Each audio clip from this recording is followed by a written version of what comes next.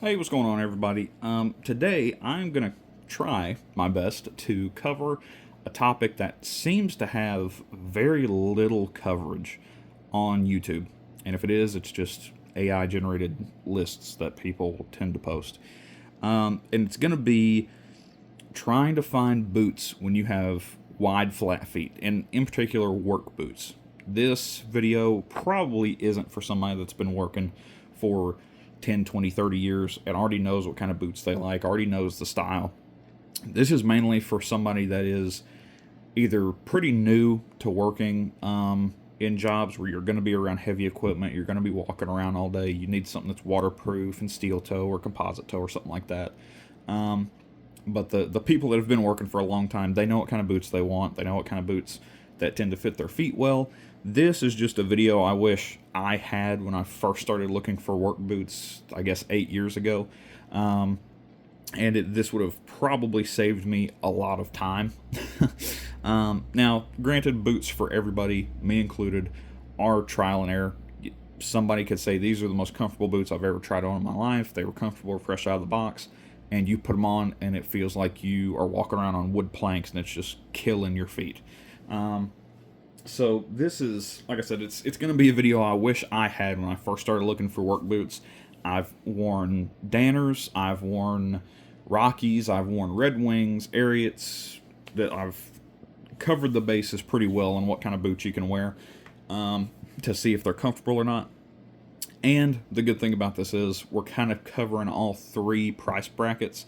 I've got some lower priced boots, still good quality boots, but lower priced boots. Then you got your medium priced, then kind of your upper medium priced.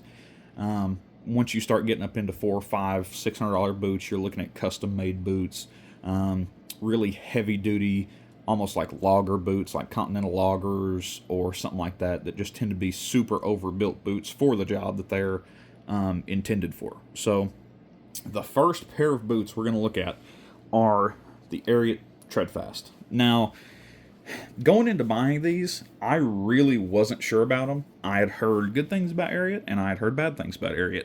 And there's some people that just live and breathe buy Ariat boots. They love them. They've never had issues with them. In particular, their square toes, like their slip-on, I guess cowboy boots would be the proper style. But these, I went into a Rural King. I needed a pair of work boots that were steel toe and waterproof and were lace up. So I went in, looked around, tried probably 3 or 4 pairs of boots on, and landed on these. These are a 12 EE. That tends to be the boot size I wear. I've not found a boot yet that I can't wear in a wide width, or that I can wear when it's a not wide width, I guess would be a better way to describe it. But these were a pleasant surprise. These are probably a 2.5-year-old pair of boots. Maybe 2 years, I guess would be the proper timeline.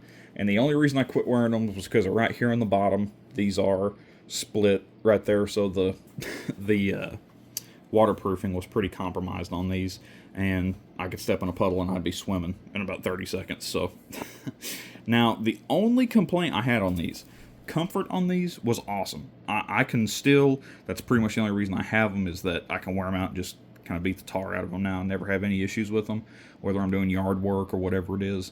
The only issue I had with these was in the snow.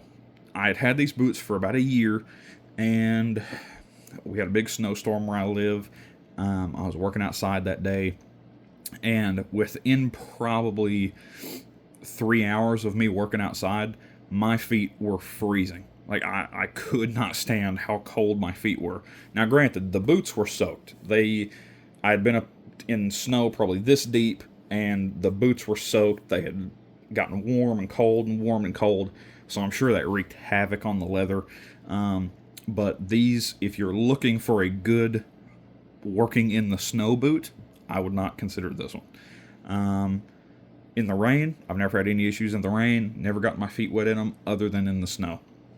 Now, just to preface the rest of this video, these are not going to be super heavy duty boots. If you are working on concrete finishing or asphalt or any super boot intensive line of work where you are going through boots every 3 to 6 months, you probably don't want to pick up any of these. You're probably going to need a really almost overbuilt boot, like a Thorogood or a heavier duty RedWing or something like that. These, I would say, are all medium duty boots. I work in a storeroom, so I'm inside, outside, around heavy equipment, but mainly walking on concrete all day. So just to preface the rest of the video. So moving on from the Ariats, I kind of went up, and I actually purchased these before my Ariats. These are a little bit older of a boot. I've probably had these for around 3 years, maybe almost 4, but probably 3 years, but I don't wear them nearly as much. It's the the RedWing King Toes.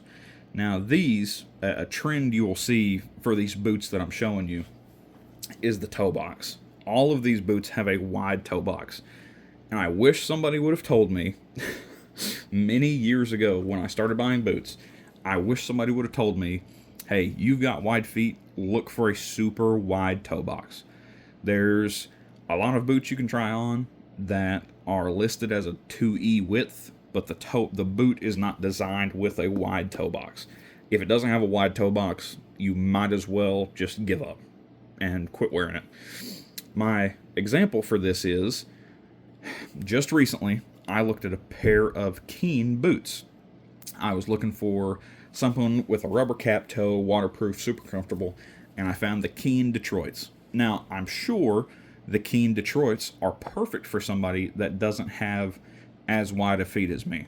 They're listed as a wide boot. I got them in 12 double E and wore them for probably 3 weeks, 2 to 3 weeks, and they were killing my feet.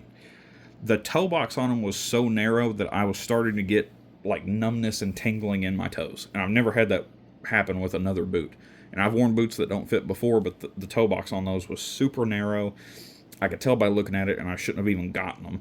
But just to preface anybody looking for boots, if you wear something like a Brooks tennis shoe or Crocs just in your spare time, and those are super comfy to you because your toes can really like flatten out and spread out, you need something with a wide toe box. That's just my opinion. You can go to a foot store or a boot store, and they can measure you and get all that done. But that's just my opinion. Now, these are awesome. I don't wear these every day at all. These have kind of been relinquished to my truck boot because these are still a sharp pair of boots. There's no issues with them. The toe's a little banged up because this is a softer leather, but that's fine. I keep these as a truck boot because of the BOA system. I can clip it down, tighten it up, and have a pair of boots ready to go in 30 seconds. It's no big deal. But yeah, these are super comfortable.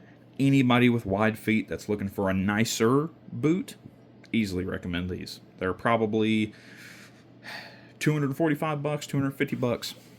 So they're getting up there in price for somebody just starting to buy a new pair of boots.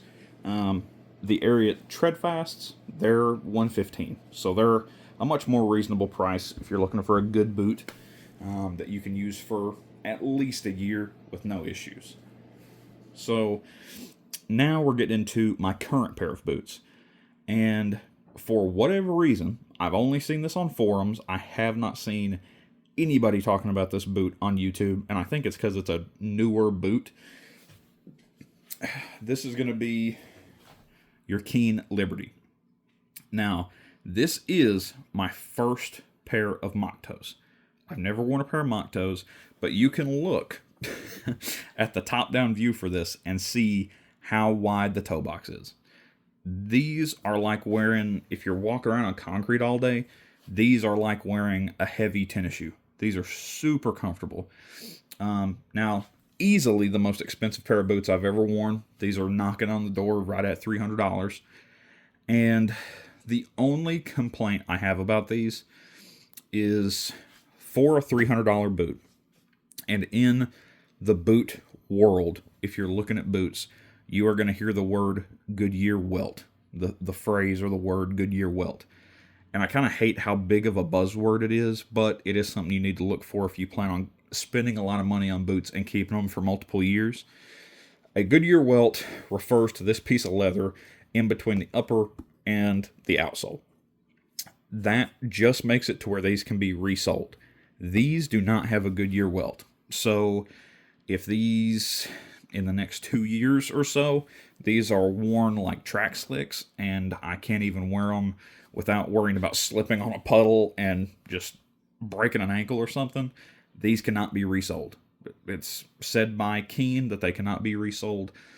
Now, Keen does have the heavier duty version of this boot called the Cincinnati that does have a Goodyear welt, and they can be resold. So, to each their own. The Cincinnati, it's a little cheaper, it's a little clunkier, it's a little heavier, and in my opinion, it's not as good looking of a boot. If you're buying work boots, you don't really need to care about looks, but it's always a plus side if they don't look like you're wearing tank tracks on your feet. But these are easily the most comfortable pair of boots I've had. In terms of quality, they're the best ones I've had. They're not perfect, like I said, but just because of the toe box on these are an easy recommendation if you've been wearing boots for a year or two and you're looking for something to really upgrade what kind of boots you've been wearing. Go for these. I've heard people have had luck with Thorogoods if they have wide feet. I've tried on Thorogoods and they feel extremely narrow to me, even with a 2E width. So it's up to you, but hopefully this list will help somebody out there try and find a good pair of boots. If you're looking for a pair of boots and you have wide feet, never buy them online. You have to go in somewhere and try them on, walk around.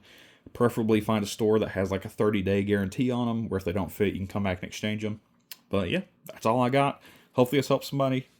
Peace.